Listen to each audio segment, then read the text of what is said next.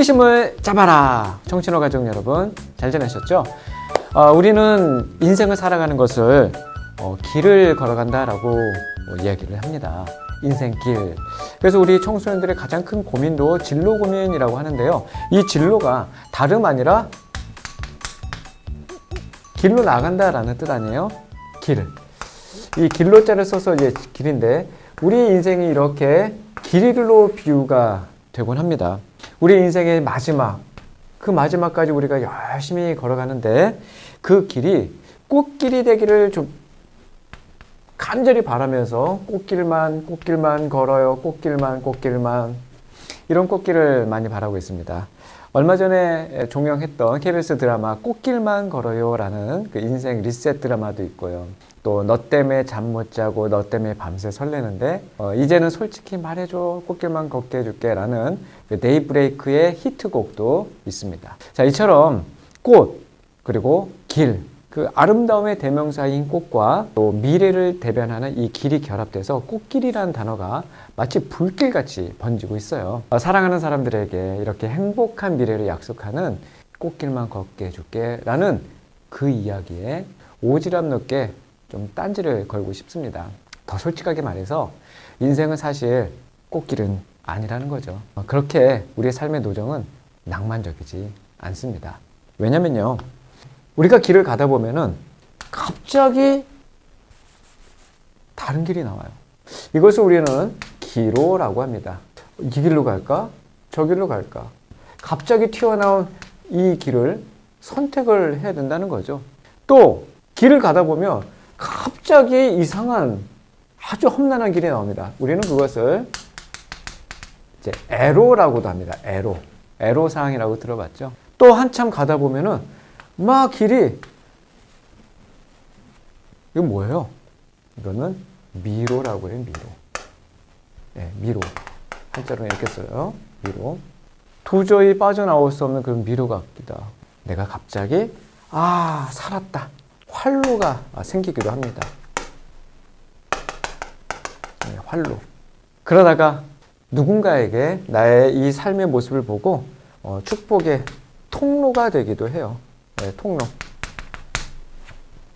우리는 이렇게 다양한 길 속에서 인생을 경험하고 있습니다. 많은 것을 깨닫게 되죠. 그래서 진로라는 것은 단순한 직업을 선택을 하거나 내가 어느 대학을 가야 되겠다, 진로 적성 그 정도가 아니라 인생 전체를 길이라고 볼 수 있는 거죠. 조금 다른 얘기 해볼게요. 전 세계에 K-팝의 아주 기세가 대단하다는 것은 여러분 다 잘 알 것입니다. 그 멜로디 한마디, 그 노랫말 그 한 소절을 위해서 최고의 전문가들이 집중력을 부어댑니다. 탁월한 결과물들이 그 K-팝을 통해서 나오게 되죠. 2017년도에 혹시 선미라는 가수 아세요? 선미. 그때 냈던 그 노래가 바로 가시나입니다. 가시나. 이 가시나라는 단어는요, 세 가지 뜻을 갖고 있어요. 첫 번째, 꽃의 줄기에 도단한 이 가시예요. 가시. 이렇게 꽃이 가시. 대표적인 게 장미꽃이죠. 이 가시입니다. 두 번째, 이별을 연상케 하는 그 말이 여기 담겨 있어요. 가시나요? 또 세 번째는 아름다운 꽃의 무리라는 순우리말입니다. 이 가시나가 갖고 있는 뜻이 아름다운 꽃의 무리, 아름다운 꽃이 많이 있는 것을 가시나라고 표현을 했어요.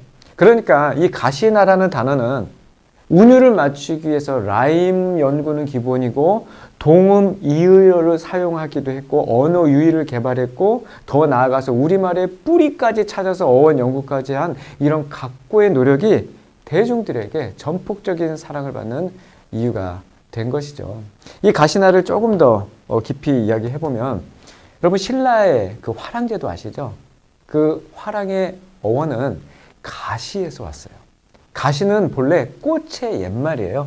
이게 꽃의 옛말이 뭐다? 가시다. 가시다. 꽃의 옛말이 가시라고요. 그리고 나는 무리를 의미했어. 무리.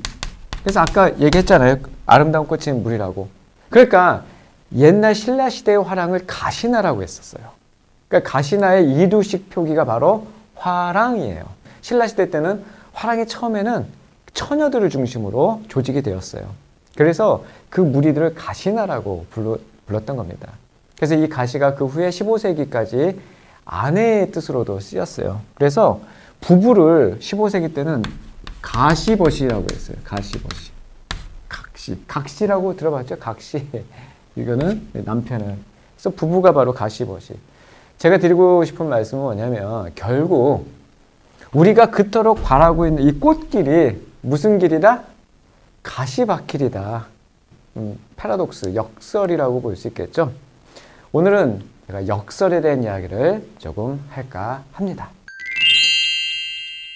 자, 역설은 힘주어 말하다 할 때 그 역이 아니라 거스를 역을 써요. 그러니까 말이 안 되는 그런 이야기를 하죠. 반어법하고는 다른 이야기인데, 예를 들면 우리 친구들은 이제 그 시를 알 거예요. 깃발. 혹시 아세요? 유치환님의 깃발. 여기 보면 그 유명한 시험에 자주 출제되는 소리 없는 아우성. 말이 안 되죠? 소리가 없는데 아우성이래. 이게 바로 역설이에요. 대표적인 거죠. 또 이형기의 낙화라는 시가 있어요. 이형기의. 이거 시험에 단골로 나오니까 여러분 잘 아셔야 돼요. 여기 보면 뭐가 나오냐면 결별이 이룩하는 축복이라고 나와요. 결별이 이룩하는 축복.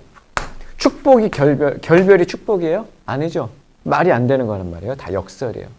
또 뭐가 있냐면 정지용의 유리창이라는 시가 있어요. 유리창. 자, 시 제목이 유리창이니까 뭐가 영상이 되겠죠. 여기 보면은 유리창에서 누구를 이렇게 기다리는 그런 내용이 나오는데 외로운 황홀의 심사라는 말이 나와요. 외로운 황홀의 심사. 외로운 게 황홀하냐고요. 말이 안 되죠? 또 뭐가 있어요? 김영랑의 모람이 피기까지. 이제는 쓰지 않을게요. 거기에 보면 뭐라고 나오냐면 찬란한 슬픔의 봄이라는 표현이 있어요. 슬픈데 찬란하대. 그냥 깜깜한 슬픔 그런 것보다 찬란한 슬픔은 더 슬픈 거. 이게 역설의 효과예요. 마지막으로 정호승의 봄길 같은 시를 보면 거기는 이런 얘기를 하죠. 길이 끝나는 곳에도 길이 있다. 이런 얘기도 해요. 말이 안 되잖아요. 기라성 같은 그런 언어의 연금술사들이 역설로서 진심과 진리를 노래하고 있는 것이죠. 서양 격언에 이런 유명한 말이 있어요. No cross, no crown. 고난의 십자가 없이는 영광의 면류관도 없다. No sweat, no sweet. 땀이 없으면 달콤한 결과도 없다. No pain, no gain. 뭐 이런 서양 격언들이 있습니다.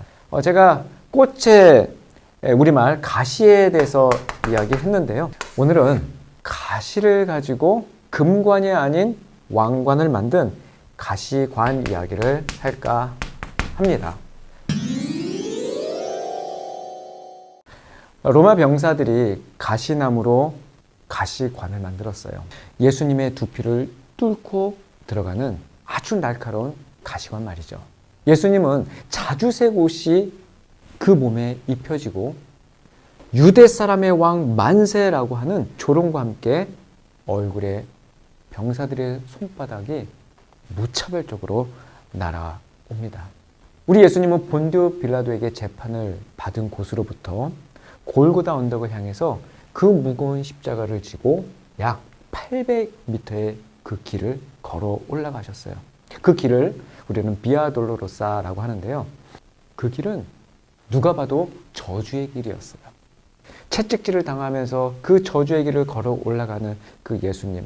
사방에서는 침뱉음, 야유, 군중들의 온갖 조롱과 멸시 속에서 그 무거운 나무 형틀을 직접 짊어지고 올라가야 하는 그 길은 가시밭길이었습니다.